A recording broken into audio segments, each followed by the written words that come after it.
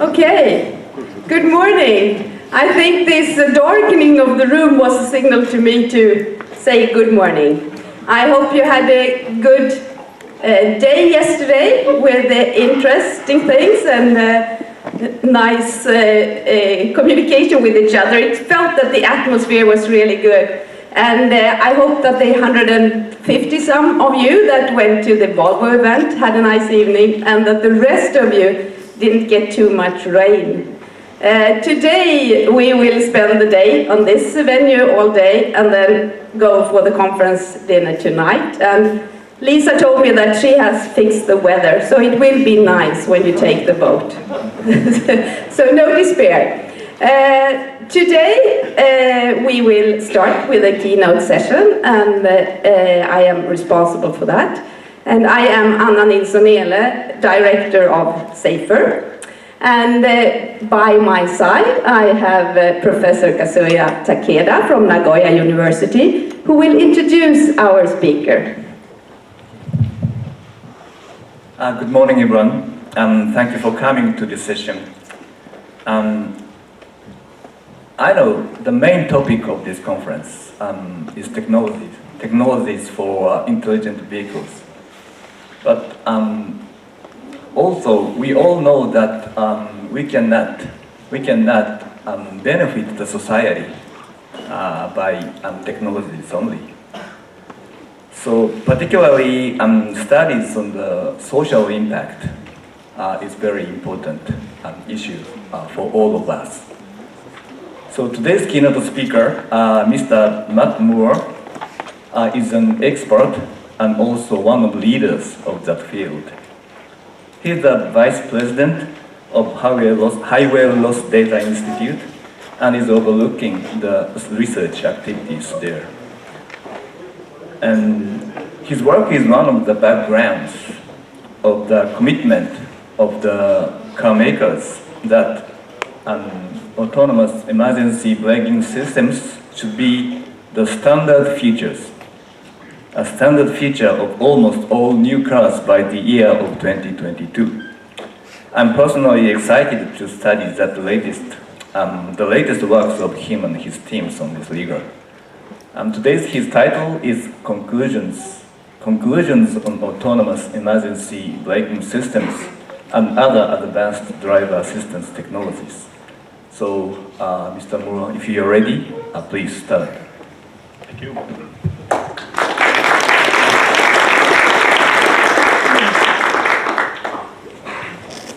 Mic on? Mic is on. So I am here today representing two distinct organizations, the Insurance Institute for Highway Safety and the Highway Loss Data Institute. It's the mission of both organizations to reduce the human and economic losses that result from operating vehicles on U.S. highways.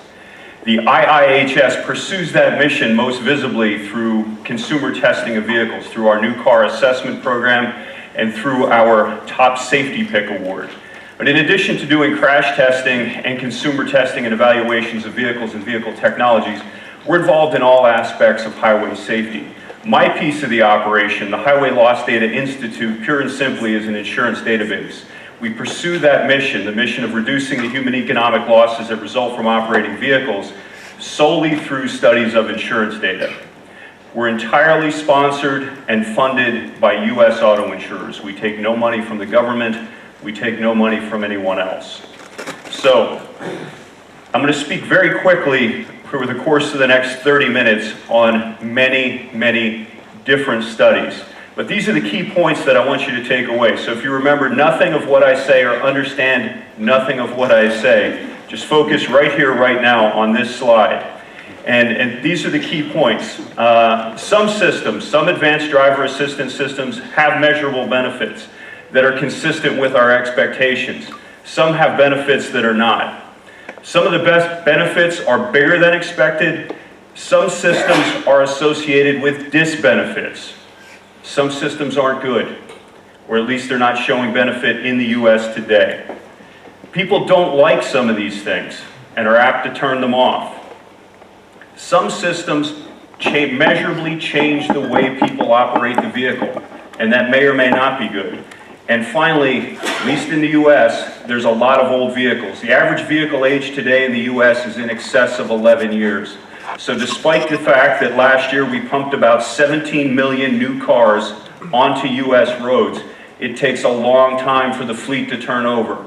So if our hope is for highway safety benefits that result from advanced vehicle designs and advanced vehicle systems, it takes a long time to realize the benefits of those latest advances. Now, I have to apologize. In order to understand the first content group, the first set of studies, I first need to deliver a very quick lecture on U.S. auto insurance. So, how many of you are from the States?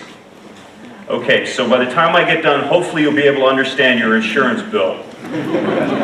So there's a number of different coverages in play in the U.S. The first coverage we're going to talk about is collision coverage, and I have to ask you to divorce yourself from any preconceived notion you might already have about the word collision and just focus on what I'm saying now. So, in the U.S., insurance is regulated by each of the 50 states, not the federal government, and as a consequence, we have 50 unique insurance systems. Many of those differences are small. Collision coverage is universal to all states with the exception of Michigan. If anyone here is from the state of Michigan, see me after and I'll clarify. In every other state, collision coverage is an optional coverage, but most people that have a loan or a lease on their vehicle are required to carry this coverage. So if you hit something with your car being the vehicle in red, and you do damage to your car, collision coverage pays for damage you've done to your own vehicle. Property damage liability coverage, that same crash scenario, but if you do damage to other cars or other stuff, property damage liability coverage pays for the damage you do to other cars or other stuff.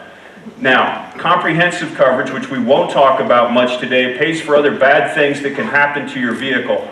If it gets stolen, if it's damaged by weather, if it spontaneously combusts, which can happen, and or you run into a large animal, comprehensive coverage pays for the damage done to your vehicle. Now, here's the biggest difference. The U.S. is split roughly in half in terms of how injuries are covered in car crashes. Sort of half the states are what we refer to as tort states, traditional liability system. You're responsible for your own actions. You injure someone else, you pay for it. The other half of the states are what we call no-fault states. In the no-fault state, each person's required to carry their own personal injury protection, and if you're injured in a crash, regardless of who's at fault, your personal injury protection pays for your injuries, and you give up your right to file suit. You give up your right to sue, which seems distinctly un-American to me. That's a joke. All right, so in a tort state, in a state where you retain your right to sue, if you're in a crash and you're injured in your own vehicle, medical payments coverage contributes towards the cost of your own injuries, and injuries sustained in vehicles that you hit, injuries you're responsible for in other cars, your bodily injury liability coverage covers the cost of those injuries. In a PIP state, in a no-fault state, if there's a collision, regardless of who's at fault, regardless of where the injuries are, each person's personal injury protection pays for their injuries in their own vehicles. That's the end of my lecture on insurance coverages. Now, insurance terms. Exposure. We express exposure, or sort of the N, in all of our studies in terms of insured vehicle years. And simply put, an insured vehicle year is one vehicle insured for 365 days. So if we have a unique VIN in our database and we have it in there for 5 years, that constitutes 5 insured vehicle years. And the great thing about having this exposure is it allows us to know exactly when a vehicle is insured to be operated on U.S. roads. That's supposed to be the same day the car is purchased. It doesn't always work that way, but it's an excellent measure in terms of using a denominator for crash risk because we don't have the noise or vagaries associated with using registration data that's struck as of a certain point in a calendar year. You'll hear me talk about claim frequency. This is simply the number of claims divided by the number of insured vehicle years. You'll hear me talk about claim severities, and this is one of the key limitations of our data set, and I don't often talk about the weaknesses of my work, but this is one of them. These data come to us from financial systems. I don't know anything about the crashes at all. All I know is the amount of money associated with settling those claims. I don't know time of day. I don't know injury severity. I don't have diagnostic codes. All I know is the amount of money that the insurers spent to settle those claims. Overall losses. That's what the insurers care about. They refer to it in the US as pure premium. It's the amount of dollars spent to settle the claims relative to the number of vehicles insured. It's the break-even point before you load in your profit margin. A little bit of background about the database. It's supplied to us by 38 companies. These companies represent 85% of the insurance business in the US. In terms of size, I've got insurance records on 433 million vehicles. The next question somebody's going to ask is that's more than the total number of vehicles currently registered in the US, and that's true because this data set goes back to 1983. And I've got the loss experience of vehicles that are no longer on the road, either because they just wore out or they were in a serious crash and they totaled out of our fleet, but we still have the data. On a monthly basis, we process over 260 million data transactions and then turn that into analytical data cubes that we can use for highway safety studies. The studies we're about to talk about, we were supplied 17-digit VINs by auto manufacturers along with information about collision avoidance technologies fitted to those vehicles, and we paired that up with our insurance data. Almost all of these measures, almost all of these comparisons are comparisons of vehicle of the same model year, make, and series with a feature versus the same model year, make, and series of vehicles without the feature. We have a variety of other data elements in our data set. We know some things about who's operating the vehicle. We know some things about where the vehicle is being operated. And we know the terms of the insurance contract. All of those things are highly predictive. All of those things are controlled for in the analysis. Just to give you a sort of a top-level sense for the amount of data we're talking about in some of these studies, this study here identified as Honda, actually that's just the Honda Accord in model years 13 through 15. We have 1.1 million observations, 92,000 claims just for collision coverage. Study of Mazda spanning more model years, just under 4 million years of exposure, just under 300,000 claims, observations. The great thing about the insurance data, despite there's so much that we don't know about the claims or the crashes that they represent, is that this data accumulates very, very quickly. In the US, about 35,000 people, give or take, die on an annual basis. So if you're waiting for that data to accumulate to say something about the newest technologies fitted to the most expensive vehicles, you're going to be waiting a long time. Front crash prevention systems. On this slide, we're looking at collision coverage, damage you do to your own vehicle, property damage liability coverage, damage you do to other vehicles. We're looking at claim frequencies, how often claims occur. These data are separated into 3 segments. Low speed only, systems that are functional only at low speed. Think Volvo City Safety. These systems don't issue warnings, they just drop anchor in the event of a front to rear collision.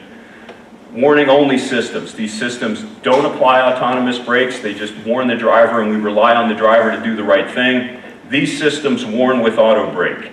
The key takeaway is that all the blue bars, property damage liability, which we consider the best measure of whether or not a system is stopping a front to rear crash, because collision coverage covers many other types of crashes, backing crashes, low speed crashes, and a very important point I want to make. I don't consider these to be, and it's a semantic difference, but I don't consider these to be effectiveness estimates. These are purely correlations between the presence of these systems and the movement or action in the insurance data. Okay? Later on, we're going to talk about some research that we've done where we have fine detail about the crashes that occur, and we're able to look at the correlation between these systems and the types of crashes they're intended to prevent against. Those I would consider to be effectiveness estimates. These are estimates of the correlation between the systems and the insurance data. So as I was mentioning, PDL we consider to be the best measurement, and the key takeaway here is every one of these estimates is a negative number. That is, they reduce the likelihood of filing a claim for the relevant coverage type.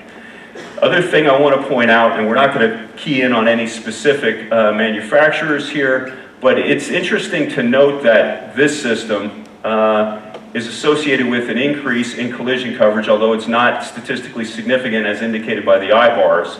And that system's also paired with a lane departure warning system. And then over here as well, the Subaru system also paired with a lane departure warning.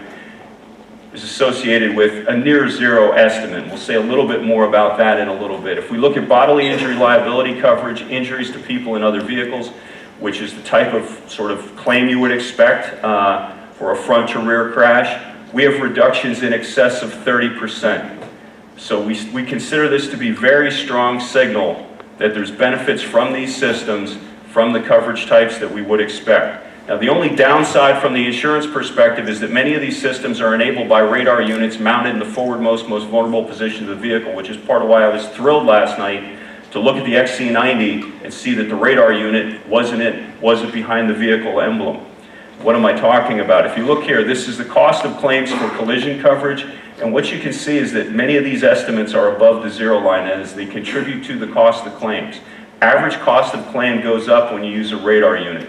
The best example of that is the Honda Accord. On the mid-level trims, they use a camera-based system mounted inside the occupant compartment, and it's associated with a $150 reduction in average claim cost. By contrast, the Highline trim, the Touring trim, uses a radar mount unit, as you see pictured here, mounted in the grille, and it's associated with $500 increase in average claim cost.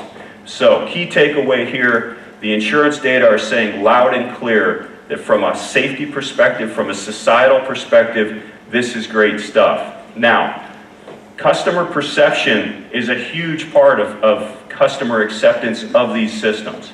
And we haven't done a great job in communicating with customers about these systems. Some manufacturers want to sell them as a comfort and convenience thing as part of, say, an adaptive cruise control system. As researchers, we call these things many, many different things, and it doesn't help consumers understand the systems.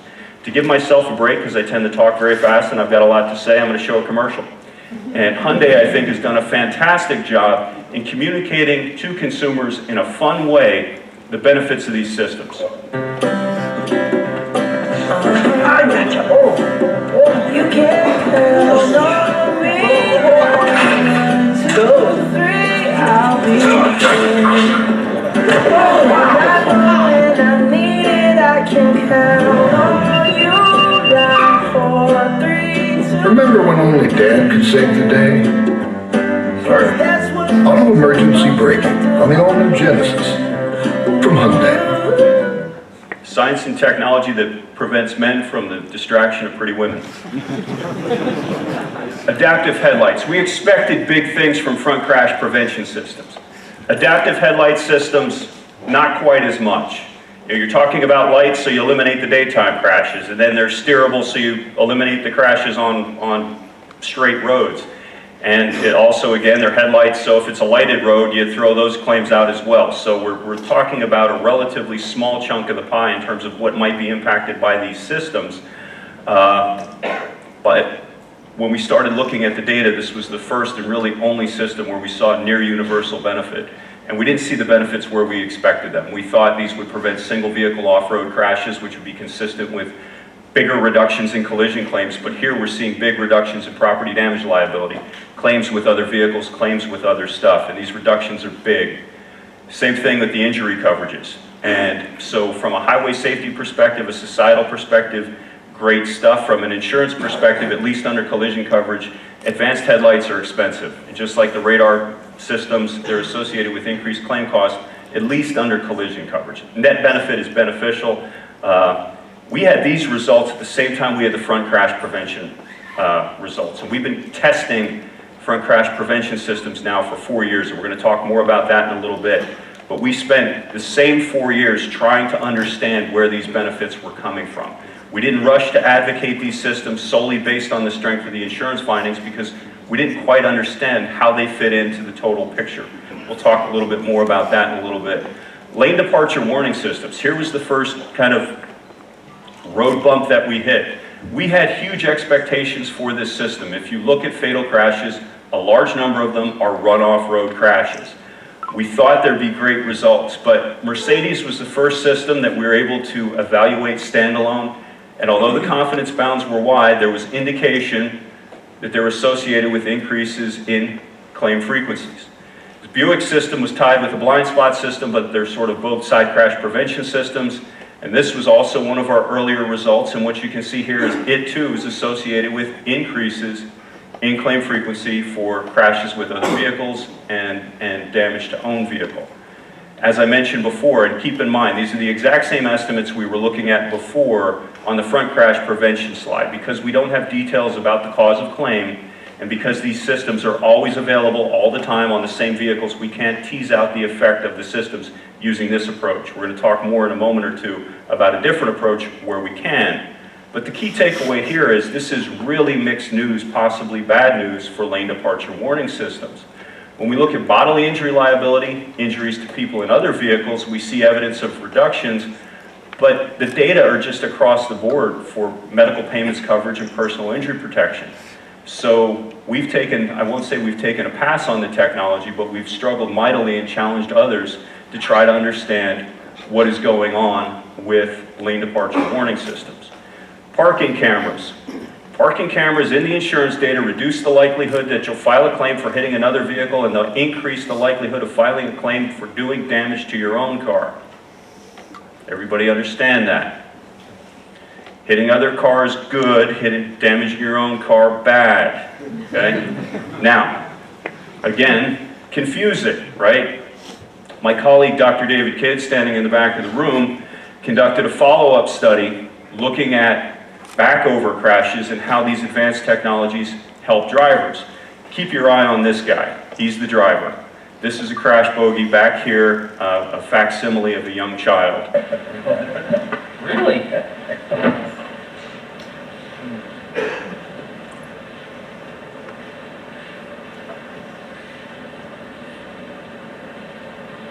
Oh, okay. Oh, that was bad. Okay, where was he looking? Anybody? Where was he looking most of the time?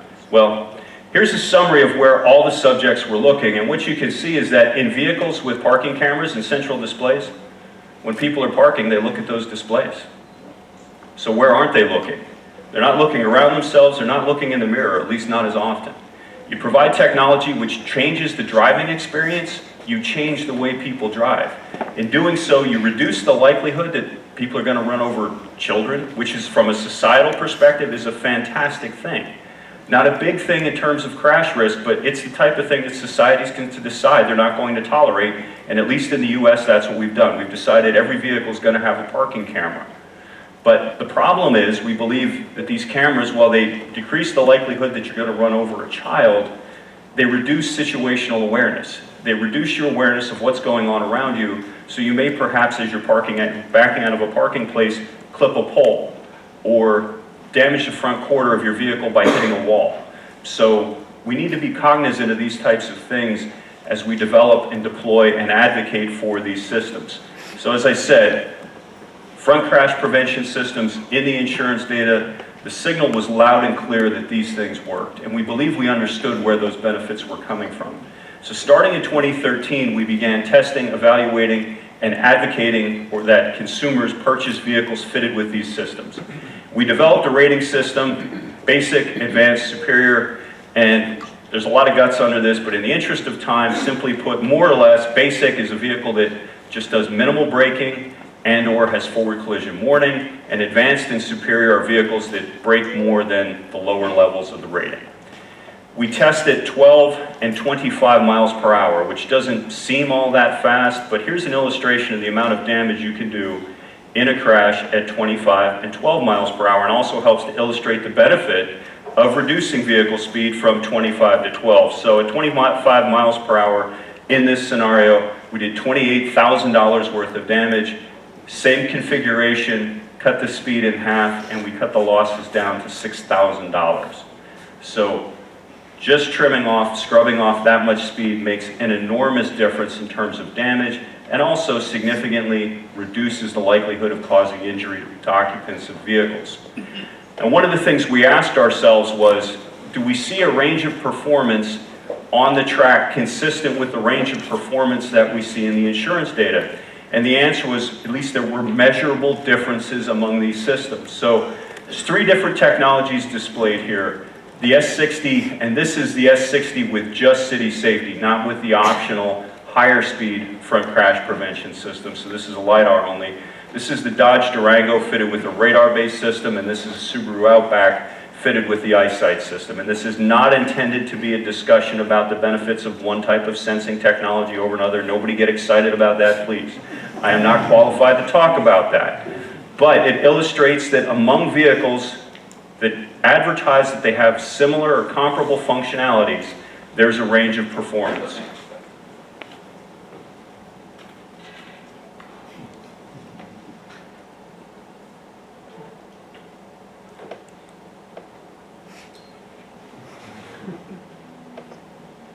Not as dramatic to watch as crash testing, but a range of performance nonetheless.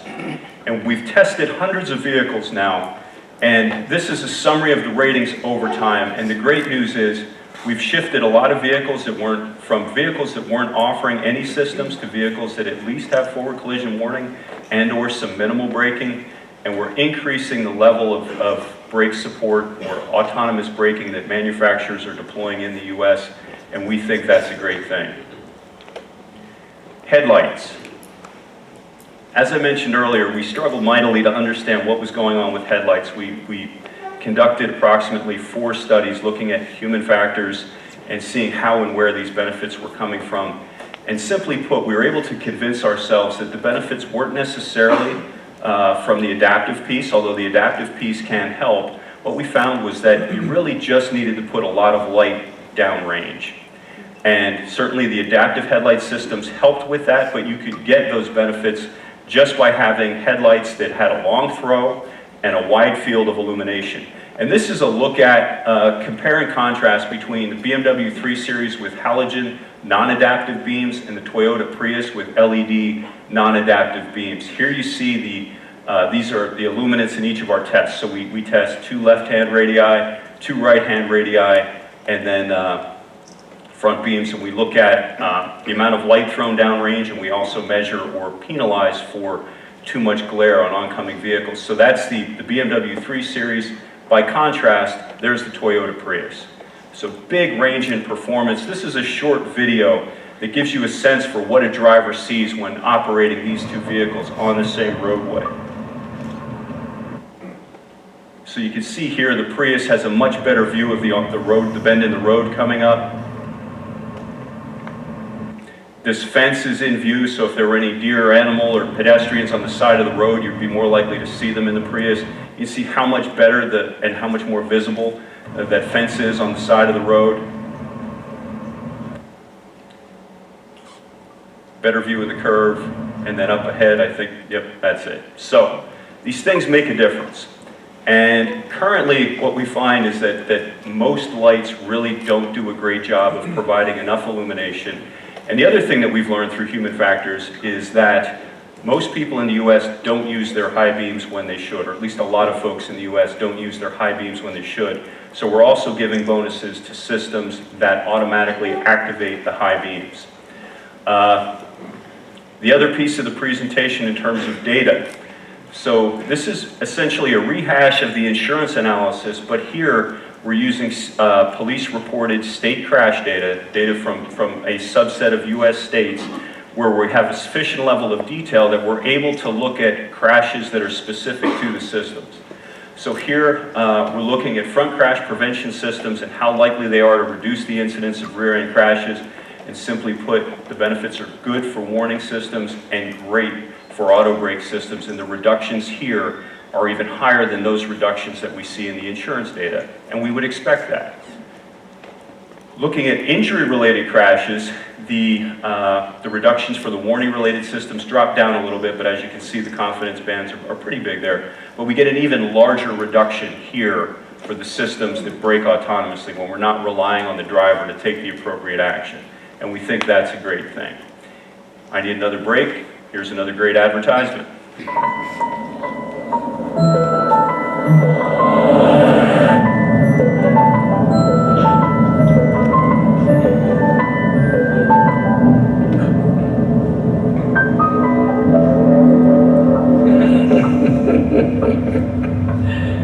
Sorry.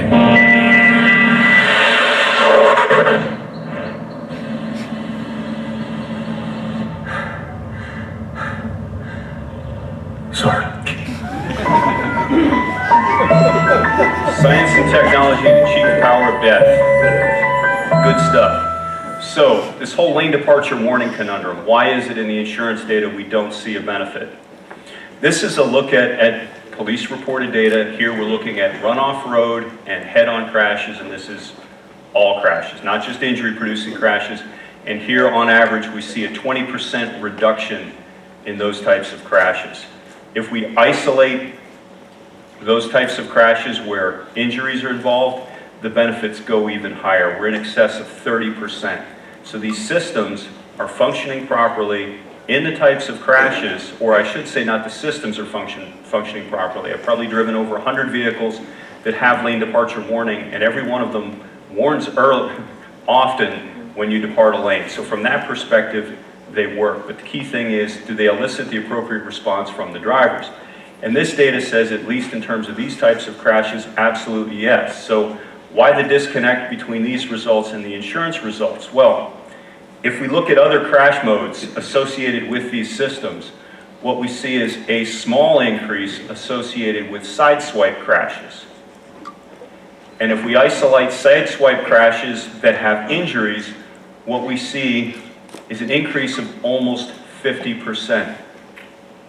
And one of the things we suspected all along with the insurance data was the possibility that in response to the lane departure warning, drivers were jerking the wheel too hard in the opposite direction. These results at least seem consistent with that, although I will be honest and admit that those results are not statistically significant. So we're going to wait. You folks are the first people seeing these results in public. We're going to wait another year until we accumulate another year of crash data before we attempt to publish these results. But we think they provide key insight into why we see what we do with the insurance data for these systems. So, in terms of evaluating the efficacy of these systems, a key piece is, do people like them? Do they have them turned on? And to that end, we first, years ago, surveyed drivers to see what they thought about these systems. And what we found was that in general, people really liked front crash prevention and reported that they had them on. A lot of people reported that they didn't like lane departure systems and often turned them off, but a lot of those folks also reported that they did or didn't have those systems on their vehicles when we knew they did or didn't have them. So we weren't quite certain that the consumers really knew what they were driving or what those beepy noises were. So, in order to bring more clarity to this issue, we stationed graduate assistants at car dealerships waiting for vehicles to come in for repair, which was an exciting job, I'm sure. And what they did was they looked at these Honda vehicles listed here, Accords, Odysseys, and CRVs, which have telltale markings on the dashboard, number one, and you can see what the state was of the system when the vehicle was turned off. Some of these systems return to default factory settings each key cycle, so we can't do this with all manufacturers, but the great thing was for these vehicles in these model years, we were able to determine the status of the system when it was shut off. And what we found was that almost 100% of the time, the forward collision warning systems were turned on. What we found was that for lane departure warning systems, for the Accord, 40% of those were turned on, or conversely, 60% were turned off. 33% for the CRV, 25% for the Odyssey, and 32% overall. So folks don't like this stuff. It's sort of, they think the perception is it's kind of a nanny system. I believe one of the presentations yesterday, if I did the math correctly, talking about large trucks and lane departure warnings, every 90 seconds a truck would be issued a lane departure warning. I don't know exactly what that would be in a car, but last weekend I had a demo vehicle that had a lane departure warning system, and it was frustrating. It warned a lot, and I wasn't thrilled about it, and if I could have figured out how to turn it off, I probably would have.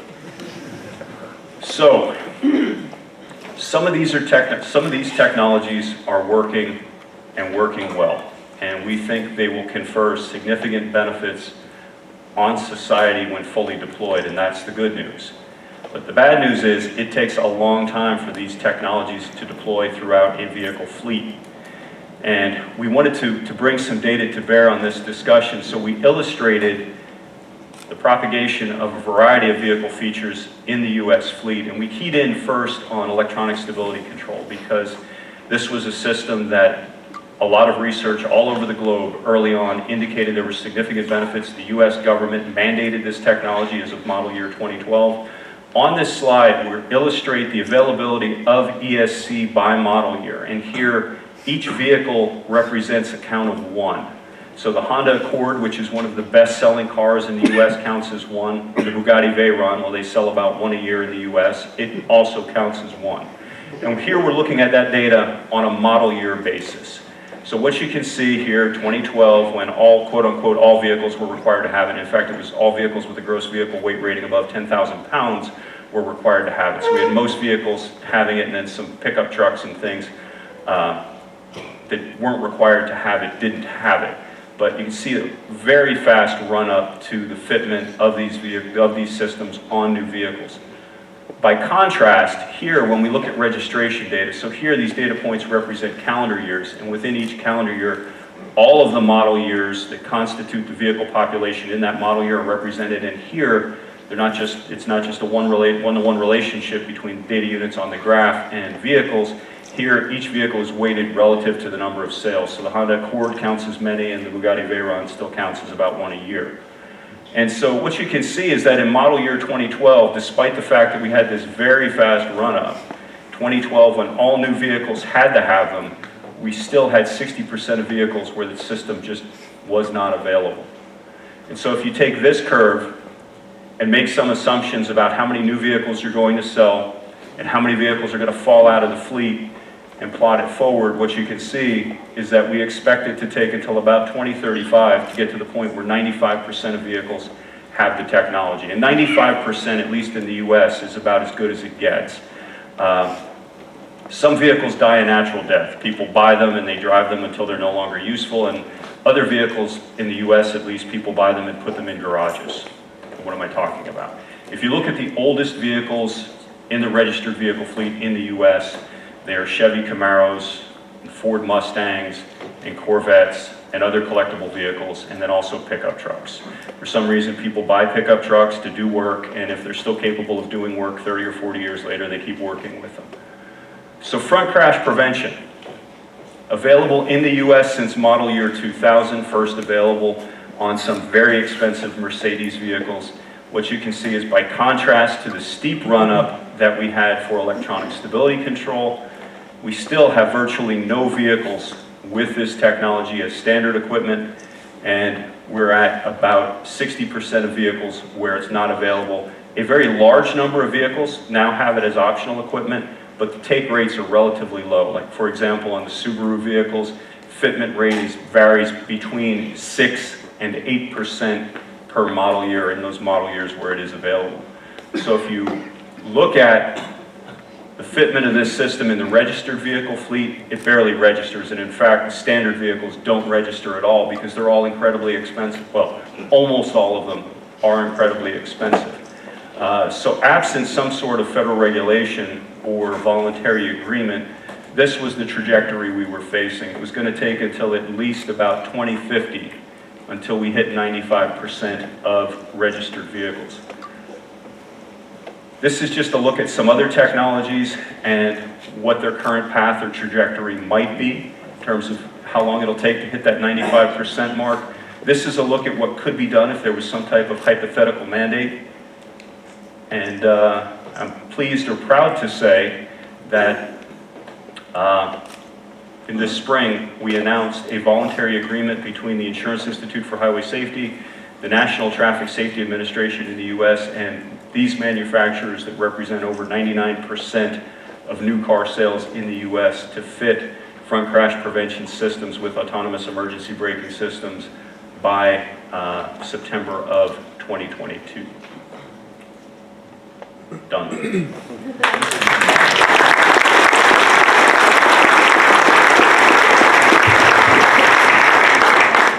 Thank you very much for this, I think, a very interesting and very important talk. And you describe really very complex material, which will increase in complexity for the customers to understand.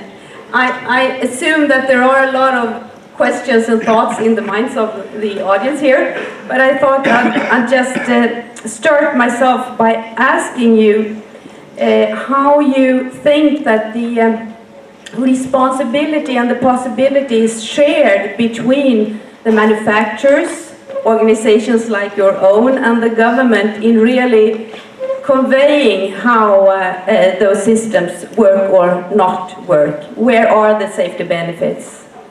I think organizations like mine plays a huge role in consumer information and consumer advocacy.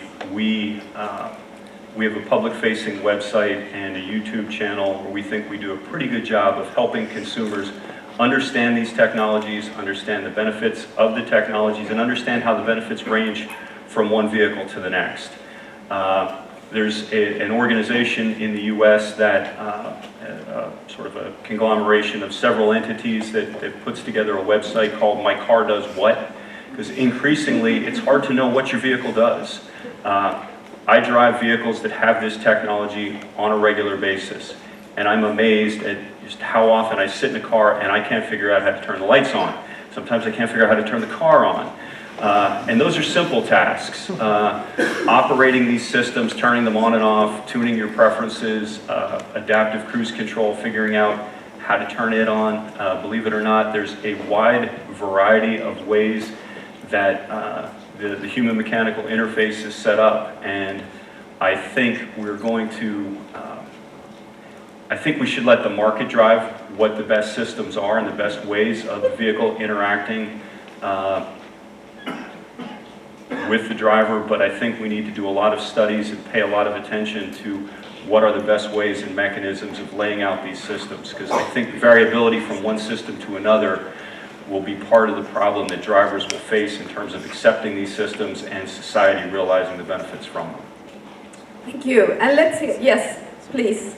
I stand up to be able to overview. Yes, you're second. Thank you very much.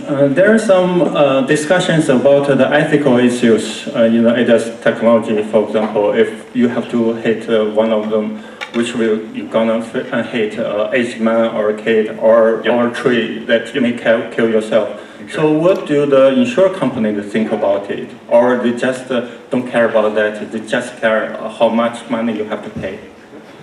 Okay, let's do some science, some juvenile science here. In the last year, how many of you, while you're operating a vehicle, had to make the ethical decision of whether you were going to hit a child or a senior citizen? Anybody? I'm not saying it doesn't happen. I'm not saying it won't happen, but it's not something that happens often. And there are a lot smarter people in the room here than me who are going to have to make those decisions about how to handle those situations. But it's my sincere hope that the vehicle will drive itself in such a way to mitigate the likelihood of facing that ethical dilemma. My mother used to yell at me all the time that I was driving too fast for conditions. And those are the types of situations where you find yourself in that ethical dilemma.